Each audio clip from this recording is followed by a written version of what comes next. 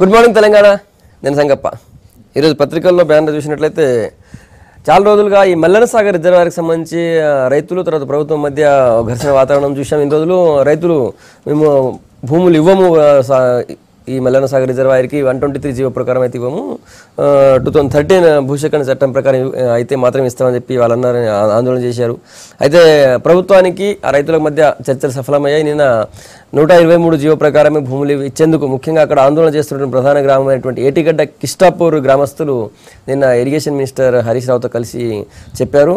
అయితే ఒక్కొక్క ఎకరానికి 6 లక్షలు ఇవ్వడానికి కూడా ప్రభుత్వం ఒప్పుకుంది. దాంతో మళ్ళీ సేమ్ ఏటిగడ్డ కిష్టాపూర్ మొత్తం గ్రామాన్ని ఇంకో దగ్గర పూర్తిగా గ్రామాన్ని నిర్మిస్తాం అన్ని వసతులతో అని చెప్పారు హరీష్ రావు. దాంతో ఆ గ్రామస్తులు అందరూ కూడా మూకుమ్మడిగా మల్లన సాగర్కు భూములు ఇచ్చేందుకు ఒప్పుకున్నారు.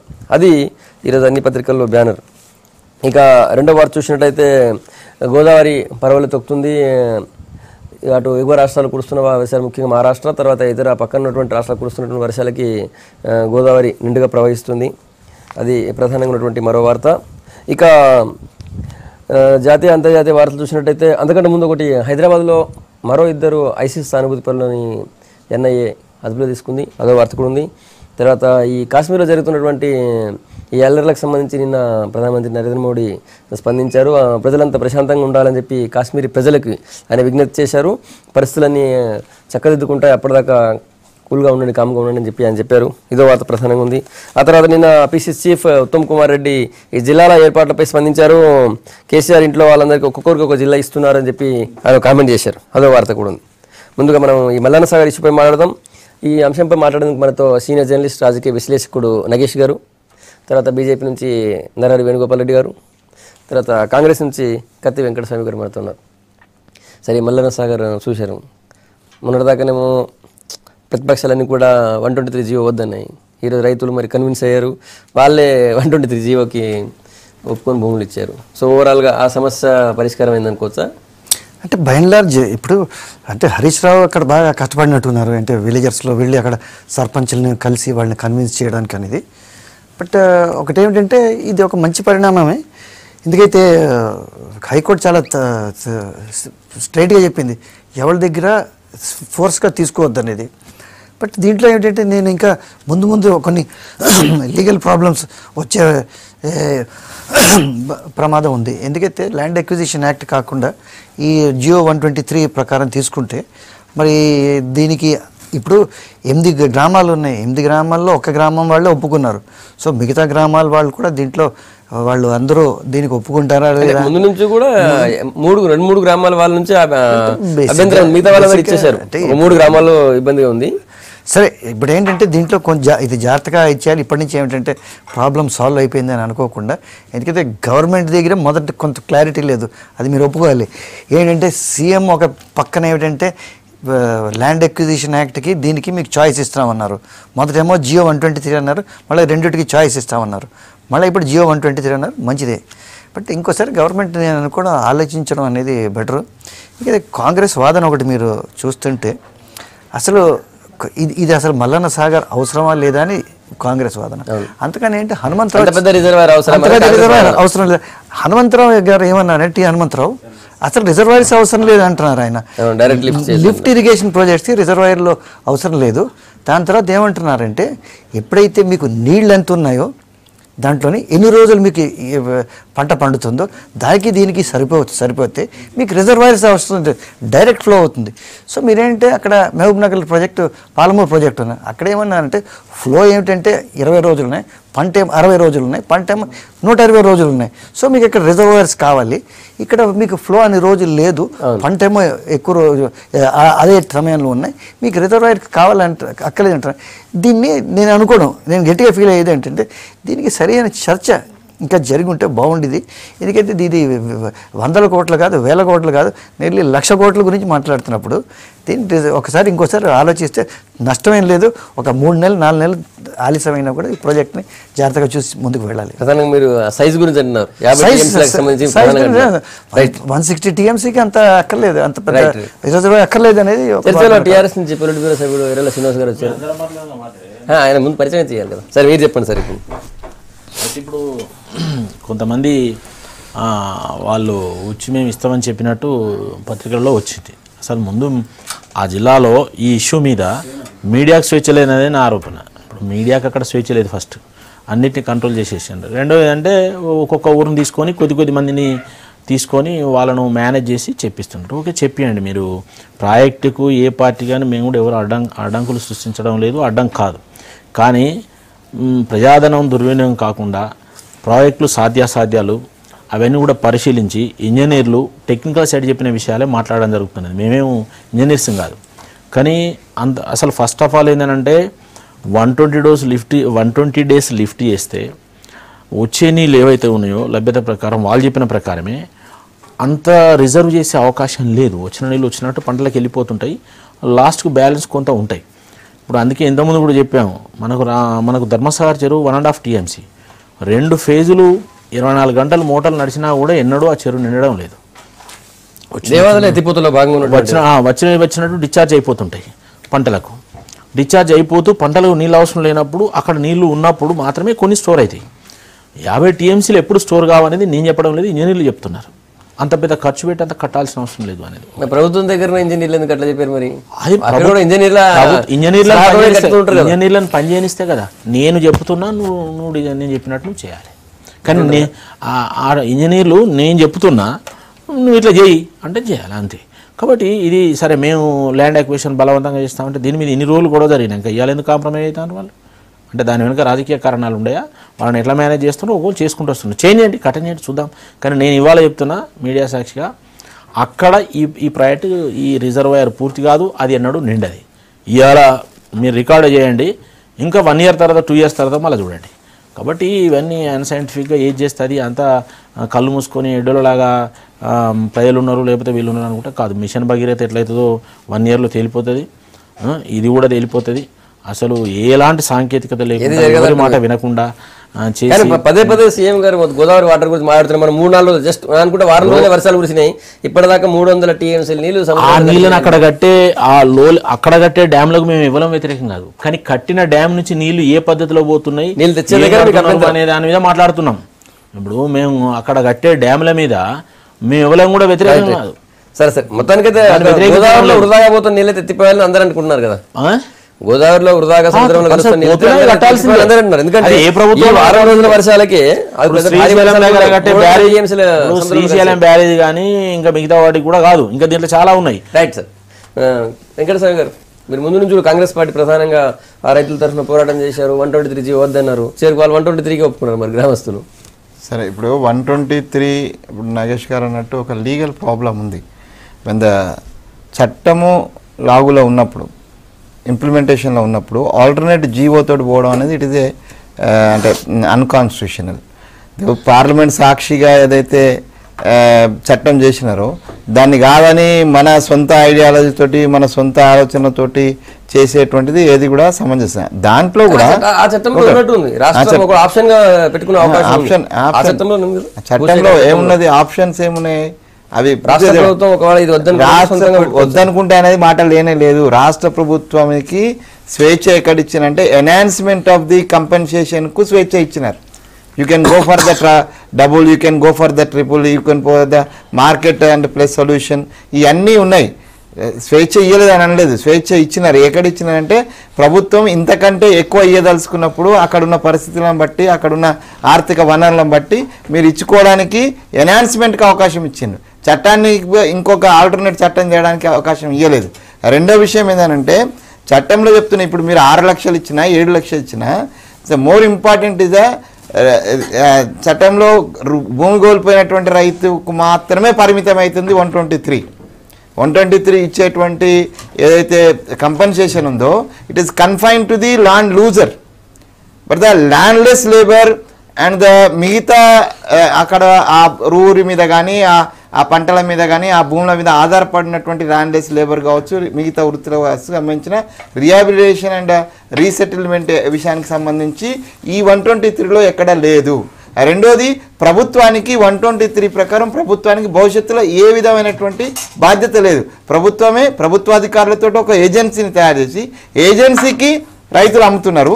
ఆ రైతులకు సంబంధించినటువంటి 2013 జీవో ప్రకారం ఏదైతే రిహాబిలిటేషన్కి సంబంధించినటువంటి ఫెసిలిటీస్ రావాలనో వీటికి ప్రభుత్వం ఎక్కడ బాధ్యత తీసుకోండి.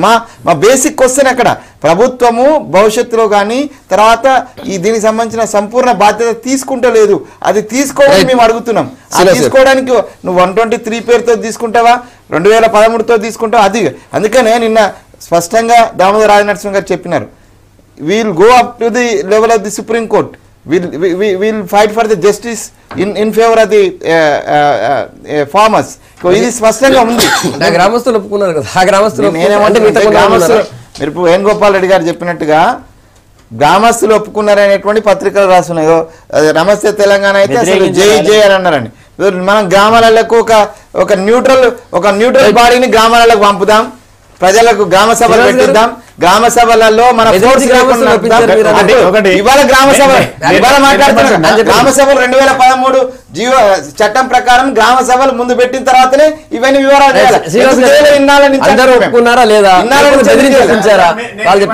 మీ దగ్గర ఆంధ్రజ్యోతి పత్రిక, ఈనాడు, సాక్షి పేపర్ ఉందా? ఇప్పుడు సరే నమస్తే తెలంగాణ గురించి ఇది ఈనాడు పత్రిక, అంటే ఒక ఇది ఈనాడు పత్రిక. మల్లన్నకు మేము సమ్మతమే, ఇది ఈనాడు పత్రిక రాసింది కదా. అంటే ఊరికే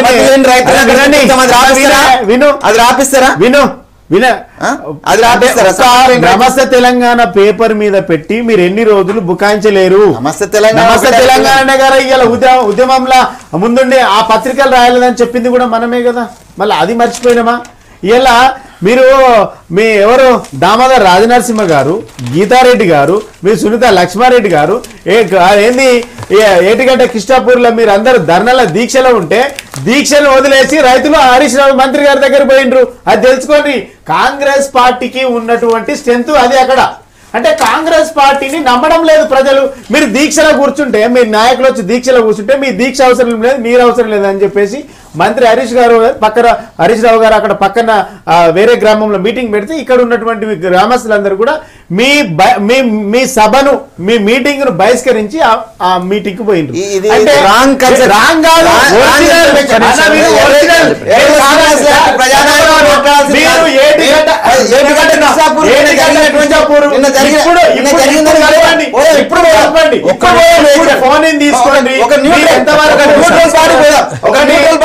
మీరొద్దు నేనొద్దు, ఒక న్యూట్రల్ బాడీ. మీరు ఎవరిని నమ్మరండి, మీకు నమ్మకం లేదు, ప్రజల మీద లేదు, ప్రభుత్వం మీద లేదు, అదే పత్రికల మీద లేదు, విలేకరుల మీద లేదు, మీరు కోట్ల మీద లేదు, దేని మీద ఈ మాత్రం ప్రజలతో ఒక్క నిమిషం ఈ మాత్రం ప్రజలతోటి హరీష్ రావు గారు మిగతా వాళ్ళు మాట్లాడుతుందంటే జస్ట్ బికాస్ ఆఫ్ ది ప్రజల యొక్క ఆందోళనకు కాంగ్రెస్ పార్టీ అండగా ఉంది కాబట్టి. ప్రజల మీద మాకు నమ్మకం లేదు కాదు, మా మీద కూడా ప్రజలకు నమ్మకం ఉంది. ఎవరైతే నడిచిండ్రు ప్రజలు, ఎవరైతే నడిచిండ్రు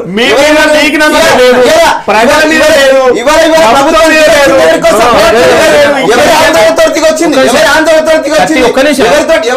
తెలంగాణ వచ్చింది,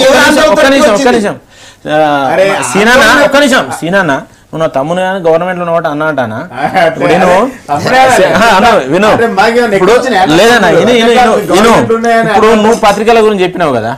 ఇప్పుడు ఎన్నోసార్లు అనేక మంది అక్కడికి పోతే ఏ స్థాయిలో వాళ్ళది వస్తుందో కనిపిస్తుంది. ఇప్పుడు ఇలా కూడా రాసి నువ్వు చెప్పిన పత్రికలలో భూములు ఇవ్వబోమని ఏకగ్రీవ తీర్మానం అంటే మంత్రి హరీష్ హామీతో అంత సర్దుకుందని భావిస్తే ఏటిగడ్డ కృష్ణాపూర్లో మళ్లీ ఉద్రిక్తలు తలెత్తుతాయి. రైతులు మంత్రికి అమ్ముడుపోయారంటూ ఆందోళన నిర్వహించడంతో గ్రామస్తులంతా మంగళవారం రాత్రి మల్లన్న సాగర్కు వ్యతిరేకించేది. మరి అన్ని పత్రికలు ఎందుకు రాలేదు? ఒకటి విను చెప్పని నేనేమంటానా ఫస్టే చెప్పిన ఆ జిల్లాలో ఆ ప్రాంతంలో ప్రజాస్వామ్యం లేదు. పత్రికలు కూడా అన్నిటిని కూడా నోరు మూయించిండ్రు.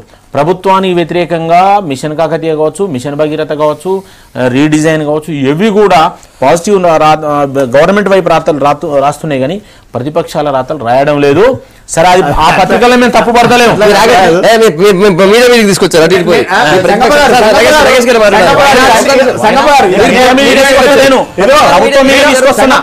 మీరు వాళ్ళ మాట్లాడిచ్చి మమ్మల్ని మాట్లాడేయకుండా ఎక్కువ మాట్లాడుతున్నారు, మరేమో గొంతు నొక్కేస్తుంది. అదే ఊర్లో భూములు ఇవ్వబోమని నిన్నటి ఇష్యూ మీద నిర్మాణం జరిగింది. నేను ఈ ఎపిసోడ్ లా దాదాపుగా 3 days నుంచి నేను దగ్గరుండి చూస్తున్నా. ఏటిగడ్డ కృష్ణపూర్ ఒక 60-70 మంది, దాంట్లో మహిళలు స్వచ్ఛందంగా, అంటే ఇంకా కూడా ప్రతిపక్షాలు కాంగ్రెస్ పార్టీ దాంట్లో బీజేపీ కూడా ఆడై మేము ఇంకా మీరు వ్యతిరేకిస్తున్నారంటే చాలా స్పష్టంగా తీర్మానాలు చేసిండ్రు. మీరు ఇంకా ఇంకా ఇది ఇది ఇప్పుడు గ్రామాల తీర్మానాలు జరుగుతున్నాయి కదా అన్న, వినండి. ఇంకా ఎన్ని రోజుల్లో దీన్ని మీరు బుకాయిస్తూ దీన్ని ప్రొలాంగ్ చేస్తూ ఈ రాజకీయ పార్టీ పబ్బం కలపలేరు. డెఫినెట్ ఇప్పటికైనా కన్ను తెరవాలి. నేను ఏమంటున్నా, ఇప్పటికైనా కన్ను తెరవాలి. ఎన్ని రోజులు రాజకీయం చేస్తాం?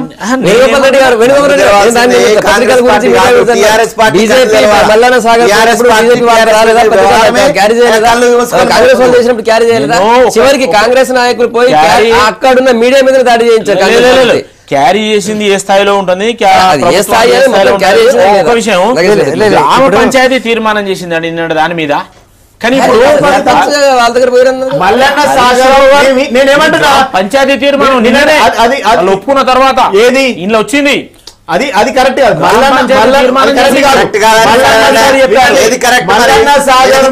ఏటిగడ్డ కృష్ణాపూర్ ప్రజలు ఏకగీర త్రివారం చేసిండ్రు. అది ఇప్పటికి మీరు పోయి తెలుసుకోండి. నేను చెప్పడం కాదు, మీరు వెళ్ళి తెలుసుకోండి. మేము వెళ్ళడం కాదు, ఒక మా మీద నమ్మకం లేదు. మీడియా స్వేచ్ఛ వరకును ఏ పొలిటికల్ పార్టీ పెద్ద దీంట్లో గొప్ప అచీవ్మెంట్స్ ఏమి చేయలేదు. వారు చెప్పినట్టుగా రాజశేఖర రెడ్డి గారు ఉన్నప్పుడు ఆ 2 పత్రికలను డైలీ అంటుండేవాళ్ళు. అది తప్పది. దాని తర్వాత టీఆర్ఎస్ వచ్చిన తర్వాత రెండు ఛానల్స్కి ఏమైందో మనకు తెలుసు. ఇప్పుడు టీడీపీ అక్కడ ఏం చేస్తున్నదో మనకు తెలుసు. అక్కడ 2 ఛానల్స్ అక్కడ వాళ్ళని అక్కడ అది చేస్తున్నారు. సో ఈ మీడియా స్వేచ్ఛ అనేది ఇది. దాని తర్వాత యాజ్ ఫార్ యాజ్ ఈ మల్లన్న సాగర్కి మీరు వస్తే, సరే హరీష్ రావు వెళ్ళి అక్కడికి ఫార్మర్స్ మీడియా విక్టిమ్ అంటున్నాను నేను. మీడియా విక్టిమ్ అంటున్నాను. ఇప్పుడు మీకు కాల్దారి ఫైరింగ్ ఒకసారి వెళ్తే వెస్ట్ గోదావరి డిస్ట్రిక్ట్లోని 15 ఏళ్ళ కింద జరిగింది. కాల్దారి ఫైరింగ్ జరిగి ఫార్మర్స్ అంతా ఇది ఉన్నారు. సో మొత్తం అంతా చుట్టుముట్టించారు, ఎవరిని లోపలికి వెళ్ళలేదు. ఇదే ఇప్పుడైతే తెలంగాణలో మంత్రి ఉన్నారో తుమ్మల నాగేశ్వరరావు, ఆయన మోటార్ సైకిల్ వెళ్ళి అక్కడ ఫార్మర్స్ని కన్విన్స్ చేసి అదేంటంటే అక్కడ టెన్షన్ని ఇది చేశారు. అలాంటి రోజులు ఈరోజు హరీష్ రావు గారు చేస్తున్నారు. మంచిదే దాంట్లో ఇది. ఇప్పుడు మేము అనుకున్నాం చూడండి, ఇది ఈ జియో 123 చెల్లుతుందా, ల్యాండ్ ఎక్విజిషన్ యాక్ట్ చెల్లుతుందా, అది $1 million దానికి నా దగ్గర సమాధానం లేదు. ఎందుకంటే ఇప్పుడు ఆంధ్రాలోని ల్యాండ్ పూలింగ్ చేశారు కదా,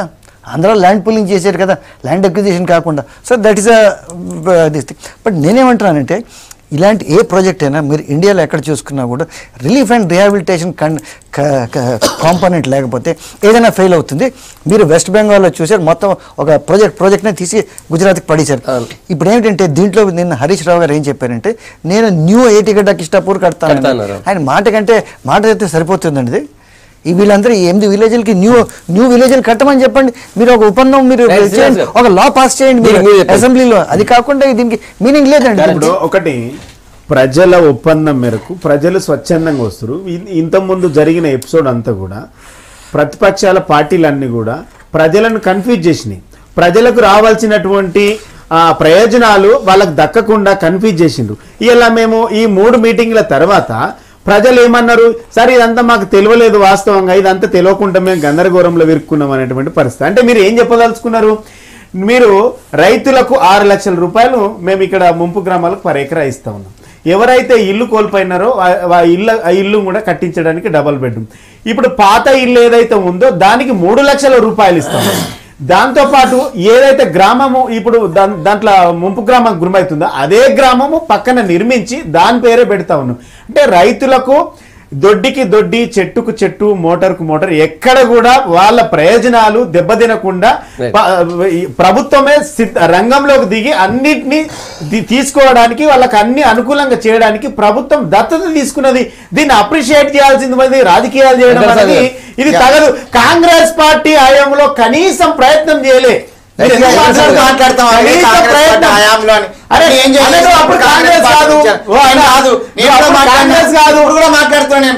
పార్టీ హయాంలో ప్రయత్నం జరగలేదంట. అంటున్నా ఇలా ప్రయత్నం కాదు, టిఆర్ఎస్ పార్టీ రంగంలో దిగి అక్కడ గ్రామాల సభలు పెట్టి ప్రజలను మెప్పించి మీకు అండగా ఉంటాము, మీకు ఏ అవసరానికైనా ఒక ఫోన్ కాల్ తో మేము అందుబాటులో ఉంటాం, దత్తత తీసుకుంటాం, అన్ని రకాలుగా ప్రజలకు హామీలు ఇచ్చి చేస్తే దీన్ని కూడా రాజకీయం చేస్తే అసలు నాకు తెలిసి కాంగ్రెస్ పార్టీ ప్రతిపక్షాలు ఇంతకంటే ఎక్కువ ఏం చేయలేదు. టిఆర్ఎస్ పార్టీ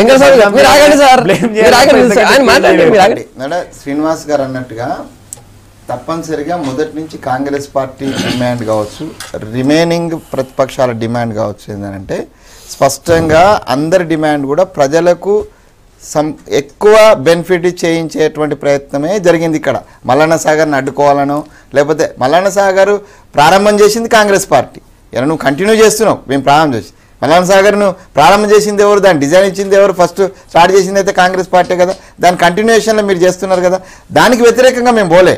ప్రజలకు 2013 యాక్ట్ ప్రకారము హైయెస్ట్ బెనిఫిట్ వచ్చే అవకాశం ఉన్న దృష్టి అది పోతున్నాం. రెండోది నేను ఇందాక కూడా చెప్పినా ఇప్పుడు కూడా శ్రీనివాస్ గారికి క్లియర్ చేస్తున్నా ఏంటంటే మీరు ఇల్లుకు ఇల్లు ఇస్తున్నారు లేకపోతే భూమికి భూమి ఇస్తున్నారని, ఈ భూమికి రేటు కట్టిస్తున్నారు. ఇది ల్యాండ్ రూజర్స్ గురించి నాగేష్ గారు అన్నట్టుగా రీహాబిటేషన్ రీసెటిల్మెంట్కి సంబంధించినటువంటి వాగ్దానం కానీ దానికి హామీ కానీ 223 ప్రకారం లేదు కాబట్టి 2013 యాక్ట్ ప్రకారం ఉంది కాబట్టి దాని ఇంప్లిమెంటేషన్ అడుగుతున్నాం ద్వారా మేమేమో దాన్ని వ్యతిరేకిస్తలేము. మీరు ప్రజలకు ఎంత మంచి చేస్తే అంత మేము సంతోషిస్తాం, సంపూర్ణంగా మీకు సహకరిస్తాం. మీరు మంచి చేయండి అనే కోరుకున్నాం. ఇప్పుడు ఒక ఎక్స్టెంట్కి వచ్చింది, మీరు ఒక ఎక్స్టెంట్ ముందుకు వచ్చినారు, సంతోషం. దీన్ని మేమేమంటే you extend for the 2013 according to the rehabilitation. ఇవాళ దామోదర్ అన్న కోరుకున్నదైనా మేము కోరుకున్నదైనా లేకపోతే మిగతా ప్రతిపక్షాలు కోరుకున్నదైనా ప్రజల సంక్షేమం మాత్రమే. అందులో మేము ముందుకు వస్తున్నది సంతోషం, ఇంకా ముందుకు రానని కోరుతున్నాం. నాయరా పేర్లు లిస్టు లేదు. పాలమూరు ఎత్తిపోతల పథకంలో ఇదే కేసీఆర్ గారు కొన్ని గ్రామాలు మునుగుతున్నాయంటే దాన్ని తగ్గించి దాన్ని ఎస్కేప్ చేసి డిజైన్ చేసిండ్రు. ఇప్పుడు ఇక్కడ కూడా ఇదే సిరీస్ ఆఫ్ రిజర్వాయర్స్లో కొన్ని తగ్గించారు, దాని కింద ఉన్న ఇంకా మిగతా రిజర్వాయర్లు 11, 12 దాదాపు టీఎంసీలు ఉంటే 1 TM 2 TMC తగ్గించారు టీఎంసీకి. మరి ఒక మల్లన్న సాగర్ మీద ఇంత పట్టుదల ఎందుకు అనేది మాకు అర్థం కాదు. ఇక్కడ చిన్న మీరు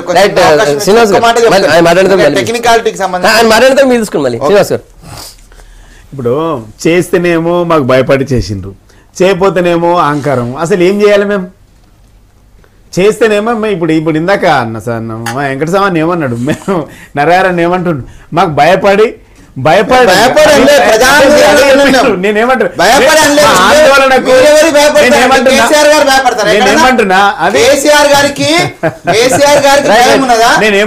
అందుకనే కూర్చున్నాడు కాబట్టి అనొద్దు కానీ సంస్కృతంలో కాదు ఉన్నది, ఎందుకని బాగుండదు నీకుండొచ్చు ప్రజల జిల్లాల ఏర్పాటు, కొత్త జిల్లాల ఏర్పాటు సంబంధించి నిన్న కాంగ్రెస్ పార్టీ కామెంట్ చేసింది. ముఖ్యంగా పిసిసి చీఫ్ ఉత్తమ్ కుమార్ రెడ్డి అంటున్నారు శాస్త్రీయంగా జరగట్లేదు జిల్లాల ఏర్పాటు అని అంటున్నారు. ఇంకొక కామెంట్ కూడా చేశారు, కేసీఆర్ గారు ఆయన ఇంట్లో ఉన్న వాళ్ళందరూ కుటుంబ సభ్యులకు మనిషికో జిల్లా ఇచ్చుకుంటున్నారని చెప్పి. నగేష్ గారు మీకేమనిపిస్తుంది? జిల్లాల ఏర్పాటు సంబంధించి ఆల్రెడీ కొన్ని కొత్త జిల్లాలు కావాలని ఆందోళన జరుగుతున్నాయి. మనం జనగాం చూసాం, ఇంకొన్ని విషయం మరికొన్ని చోట్లనేమో ఇంకో అక్కడ మాకు జిల్లా కావాలంటే మహబూబ్నగర్ జిల్లాలో కూడా. సో ఇక్కడ ఈ పిసిసి కామెంట్ మాట్లాడలేదు, పిసిసి కామెంట్ ఆయన రాజకీయంగా మాట్లాడే దాని మీద కామెంట్ చేసే అవసరం కూడా లేదు. ఎందుకంటే ఒకటండి ఆయనకి తెలియదు కొత్త జిల్లాల అవసరం అనేది ఇప్పటి నుంచి కాదు, ఎప్పటి నుంచి జిల్లాల అవసరం. ఇప్పుడు మహబూబ్నగర్ జిల్లా ఉంది, ఎంత పెద్ద జిల్లా అంటే అక్కడ మీకు కర్ణాటక నుంచి అక్కడ మీకు శ్రీశైలం దాకా పోతుంది. మెదక్ డిస్టిక్ ఎక్కడ ఉంది, ఇక్కడ మళ్ళీ ఈ కర్ణాటక దిగి నుంచి అక్కడ కరీంనగర్ దాకా పోతుంది. ఈ 2-3 జిల్లాలు అయితే డెఫినెట్గా దాంట్లో ఎలాంటి అనుమానం.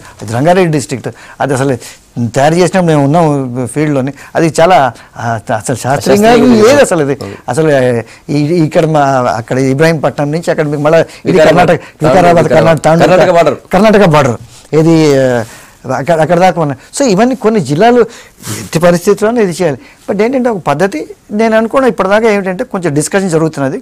డిస్కషన్ మంచిదే, బట్ ఏంటంటే దీంట్లో కొన్ని జిల్లాలు కొన్ని ఎస్పెషల్లీ వరంగల్లో బాగా ఆందోళన జరుగుతున్నాయి. ప్రతిరోజు అక్కడ ప్రొటెస్ట్ జరుగుతుంది, జనగాంలో బాగా డిమాండ్ వస్తున్నాయి. దాని తర్వాత కొంచెం కరీంనగర్లో కూడా కొంచెం అసంతృప్తి ఉంది.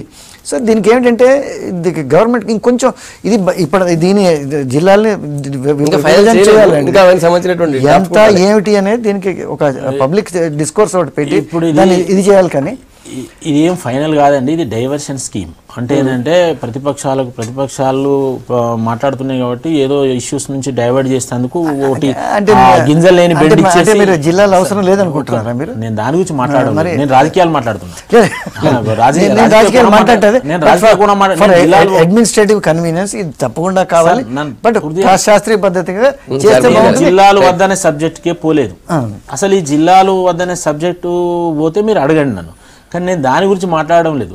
అసలు ఇది ఒక డైవర్షన్ స్కీము. గింజలు లేని ఒక బెండ్ ఇచ్చి మీరు కంకర రానట్టు ఉన్నది ఇది. కాబట్టి ఇప్పుడు అది కోల్డ్ స్టోరేజ్లో ఉన్నది, దాని గురించి ఇలా చర్చ చేస్తున్నాం. అది జూన్ 2వ తారీఖు పోయింది, 2 అవుతుందని. దసరా అన్నారు, పోయింది. 4 మీటింగ్ కాదండి, నేను చెప్తున్నారా ఇదివరకు కూడా చెప్పిన కాదు. అది ప్రతిపక్షాల పాపం ఏంటంటే దాన్ని పట్టుకొని కంకుతుంటాయి, కంకి పన్ను నొప్పి వచ్చి వాళ్ళే పడేస్తారు.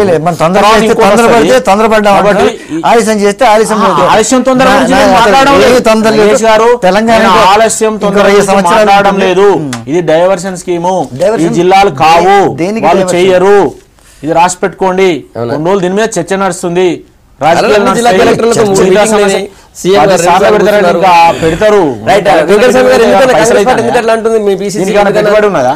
ఇప్పుడు సైంటిఫిక్గా జిల్లాల యొక్క విభజన జరగాల, దానికి ఒక 2-3 అంశాలు వాళ్ళు గవర్నమెంట్ నుంచి ఇచ్చినారు. అక్కడ ఉన్నటువంటి వనరులు, ఆడున్నటువంటి భౌగోళికటువంటి పరిస్థితులు, ప్రజల అవసరాలు, ఈ మూడింటిని దృష్టిలో పెట్టుకొని విభజన జరుగుతుందని చెప్పినారు. దాని ప్రకారం ముందు on the base of the constituencies అనుకున్నారు, దాంట్లో కొద్ది మార్పు చేసి మళ్ళీ మండలాలు అటు ఇటుగా చేస్తున్నారు. ఏమంటారంటే దాన్ని ఎవరైనా కూడా మేము పార్టీ పరంగా మేము వ్యతిరేకించలేము.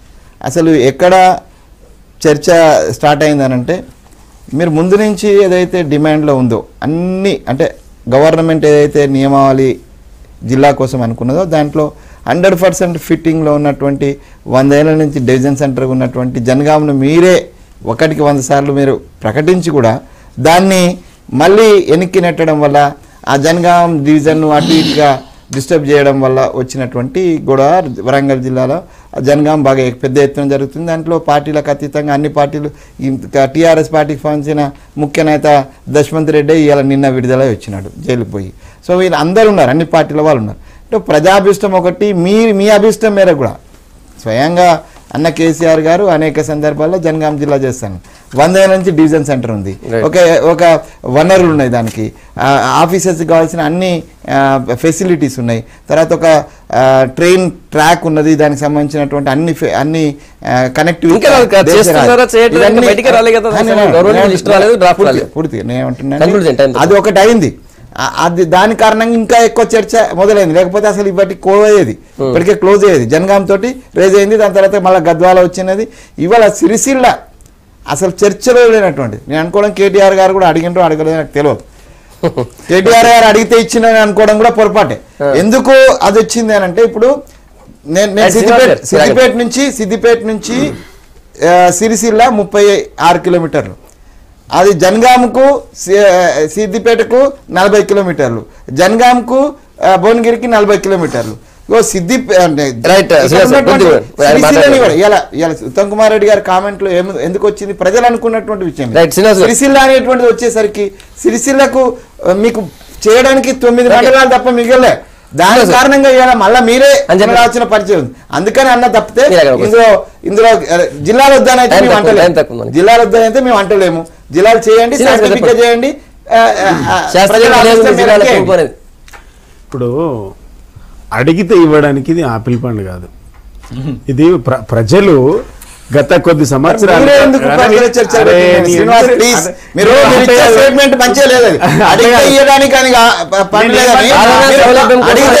ఆపిల్ పండు కాదని ఎల్పీ మీటింగ్ పెట్టి మొత్తం నేతలను పిలిపించి మీరు ఎక్కడ జిల్లా పెడుతున్నారో మొన్న మీటింగ్ పెట్టినా మీరు మొన్న మీటింగ్ పెట్టినా ఎందుకు అడిగిండ్రు? ఎందుకు అడిగిన మీ నేతలందరూ మీద పెట్టి చెప్పు, పోలిట్ బ్యూరో మెంబర్లు అందరూ పిలిపించి లేకపోతే ఎల్పీ లీడర్లు అందరినీ పిలిపించాలి.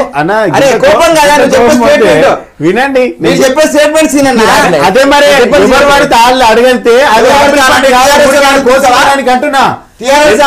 నేనేమంటున్నా, అందుకే టీఆర్ఎస్ అడిగితే కాంగ్రెస్ అడిగితే బీజేపీ అడిగితే కాదు ఇవ్వడానికి ప్రజల డిమాండ్ ప్రజల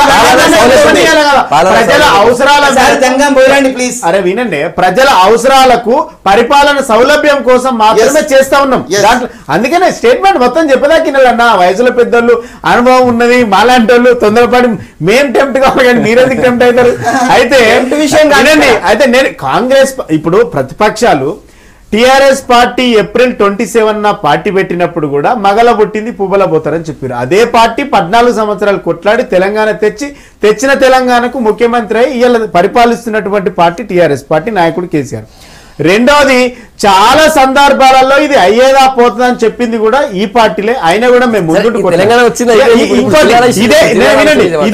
ఇదే వేదిక మీద మల్లన్న సాగర్ ఖచ్చితంగా నిర్వాసితులు ఒప్పుకోరు, దాన్ని వ్యతిరేకిస్తారన్నారు. ఇలా అదే ప్రజలు ఇదే వేదిక మీద ఆనాడు చెప్పినా, నేను ఈనాడు కూడా చెప్తున్నా, ఏకగ్రీవంతో ఒకటై మేము మల్లన్న సాగర్ కు అనుకూలమని తీర్మానం చేసిండ్రు, వాళ్ళ ఏకగ్రీవమైంది. రెండోది, ఇలా జిల్లాల విషయం కూడా ఎవరి ఒత్తిళ్ల మేరకు పనిచేస్తున్నాం, ప్రజల ఒత్తిళ్లు ప్రజల అవసరాల కోసం పనిచేస్తున్నాం. జిల్లా ఎవరిని తక్కువ చేయాలి, ఎవరిని ఎక్కువ చేయాలి అనేటువంటి ఉద్దేశం కాంగ్రెస్ పార్టీ ప్రతిదీ నెగిటివ్